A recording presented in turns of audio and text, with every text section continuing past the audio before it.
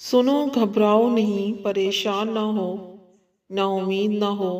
वो तुम्हारी हर सदा सुन रहा है। तुम्हारे आंसू उसके लिए बहुत कीमती हैं। वो बहुत जल्द तुम्हारी दुआओं पर कुन फरमाएगा। ये देर फ़कत तुम्हारे सब्र का इम्तिहान है।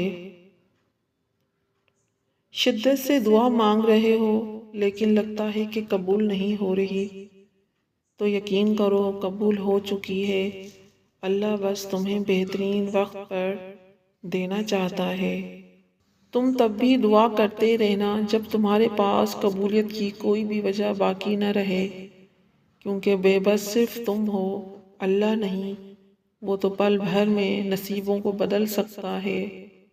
बड़ी ताकत रखी होती है अल्लाह ने टूटे हुए दिलों में, और जब उन दिलों का ईमान भी उतना ही ताकतवर होता है ना, कि उनके दिल रेजा रेजा होकर भी, बिखर कर भी अल्लाह से मांगते हैं, तो फिर कायनात की कोई भी कुव्वत उनकी दुआओं को नहीं हरा सकती।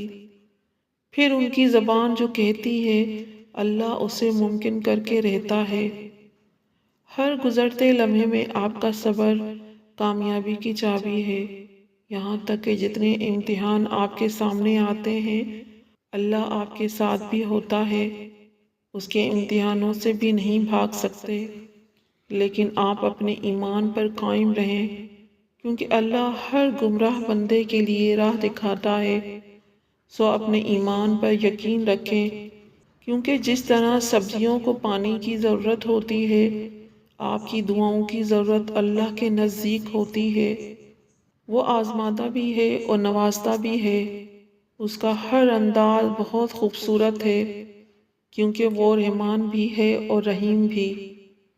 कुरान कहता है लोगों की साजिशें आपका कुछ नहीं बिगाड़ सकती।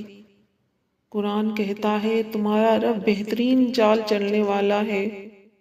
दिल और ज़बान के दरमियान लटकी तमाम दुआएं तेरे इल्म में हैं।